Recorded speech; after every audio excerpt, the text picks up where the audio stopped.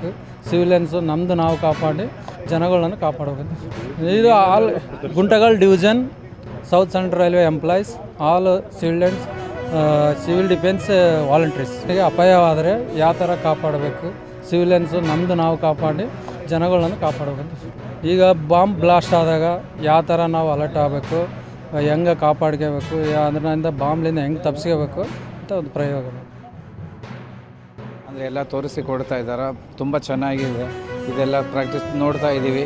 ಯಾಕಂತಂದರೆ ಈಗ bomb blast ಅಲ್ಲಿ ಆಗ್ತಾ ಇದ್ದಾವೆ ರೈಲ್ವೆ ಸ್ಟೇಷನ್ನಲ್ಲಿ ಅಥವಾ ಬಸ್ ಸ್ಟ್ಯಾಂಡ್ನಲ್ಲಿ ನಾವು ಹೋಗ್ತಾ ಇದ್ದೀವಿ. ಇವಾಗ ನೋಡಿದ್ದೀವಿ, ನಮಗೆ ತುಂಬ ಸೇಫ್ಟಿ ಥರ ಚೆನ್ನಾಗಿ ಕಾಣಿಸ್ತಾ ಇದೆ.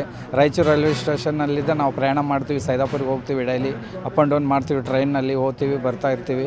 ಈ ಥರ ಈ ಸೇಫ್ಟಿಗಾಗಿ, ಜನ ಸೇಫ್ಟಿಗಾಗಿ ಒಳ ಬಾಂಬ್ ಬ್ಲಾಸ್ಟ್ ಅಲ್ಲಿ ಆಗ್ತಾ ಇದ್ದಾವೆ, ಮಾಡ್ತಾ ಇದ್ದಾರೆ. ಅದಕ್ಕೆ ಸೇಫ್ಟಿಗಾಗಿ ಚೆನ್ನಾಗಿದೆ ಸರ್. ಎಲ್ಲ ತೋರಿಸ್ಯಾರ ಪಾಪ ಅವ್ರು GRPF RPFದವ್ರು ಎಲ್ಲರೂ ಬಂದು SP ಸಾಬ್ರು, ನಮ್ಮ PSI ಸಾಬ್ರು ಎಲ್ಲರೂ ಬಂದು ತೋರಿಸ್ಯಾರ. ಭಾಳ ಅನುಕೂಲ ಆಗ್ಯದ ಸರ್. ಇಂಥವು ಇನ್ಫೆಕ್ಷನ್ ಆಗಬೇಕಂದ್ರೆ ಚಲೋ ಆಯ್ತು ಸರ್. ಇಂಥವು ಮಾಡ್ಕೊಂಡು ಹೋಗಿದಂದ್ರೆ ಎಲ್ಲರಿಗೂ ಐಡಿಯಾ ಇರ್ತದೆ ಸರ್. ಜನರಲ್ ಪಬ್ಲಿಕ್ದಾಗ ಹೆಂಗೆ ಆಗಬೇಕು, ಹೆಂಗಿಲ್ಲ, ಹೆಂಗೆ ಇಟ್ಟಿದಂದ್ರೆ ಯಾರಿಗೆ ಹೆಂಗೆ ಹೇಳಬೇಕು ಎಲ್ಲ ಗೊತ್ತಾಗ್ತದೆ ಸರ್. ಅದ್ರ ಬಗ್ಗೆ ಏನಾದ ಇವತ್ತು ಮಾಡಿದ ಪ್ರೋಗ್ರಾಮ್ ಭಾಳ ಒಳ್ಳೆಯ ಪ್ರೋಗ್ರಾಮ್ ಅದು sir. As per that, South Central Railway is having the separate civil defense branch. So, and we have dedicated volunteers. We have demonstrated the mock drills here. So, as per the guidelines of Ministry of Home Affairs, we conduct the civil defense mock drills at three regions in South Central Railway. One is Raichur, Kachiguda, and Aurangabad.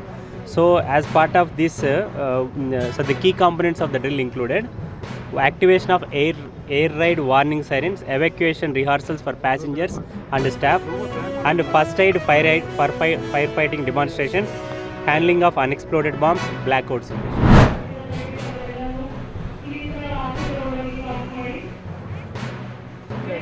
Okay? Okay. Ade, this is your step.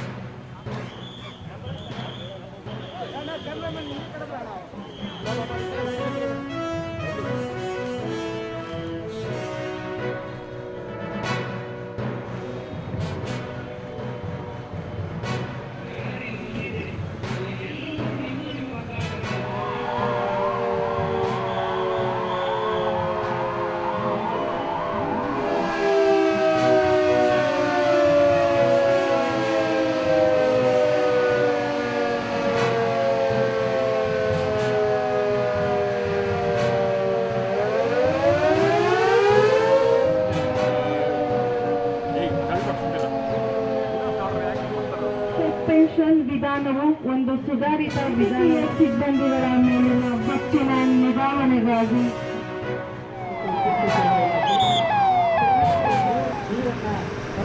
40 metre ದೂರಕ್ಕೆ ನೀರನ್ನ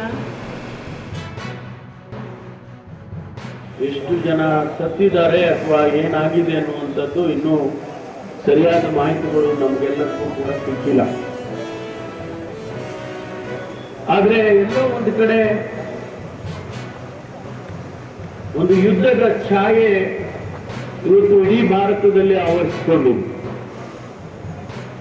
ಭಾರತ ಯುದ್ಧಕ್ಕೆ ಹೋಗ್ಬೋದು ಅಥವಾ ಪಾಕಿಸ್ತಾನ ಭಾರತದ ಮೇಲೆ ಯುದ್ಧ ಮಾಡಬಹುದು. ಹಾಗಾಗಿ ಈ ಯುದ್ಧದ ಛಾಯೆ ನಮ್ಮ ಮೇಲೆ ಬಂದಿದೆ, ಇಡೀ ದೇಶದ ಮೇಲೆ ಬಂದಿದೆ. ಅದಕ್ಕಾಗಿ ನಾವು ಒಂದಿಷ್ಟು ತಯಾರಿ ಮಾಡಿಕೊಳ್ಬೇಕು. ನಮ್ಮ ಸಾರ್ವಜನಿಕರು, ವಿಶೇಷವಾಗಿ ಸಾರ್ವಜನಿಕರಿಗೆ ಒಂದಿಷ್ಟು ಅರಿವು ಮೂಡಿಸ್ತಕ್ಕಂಥ ರೀತಿಯಲ್ಲಿ ಈ ಒಂದು ಎಕ್ಸರ್ಸೈಸ್ ಆಗಬೇಕು ಅಂತ ಹೇಳಿ ಕೇಂದ್ರ ಸರ್ಕಾರ ಇವತ್ತು ಪ್ರತಿಯೊಂದು ರಾಜ್ಯ ಸರ್ಕಾರಗಳಿಗೂ ಸೂಚನೆಯನ್ನ ಕೊಟ್ಟಿದೆ.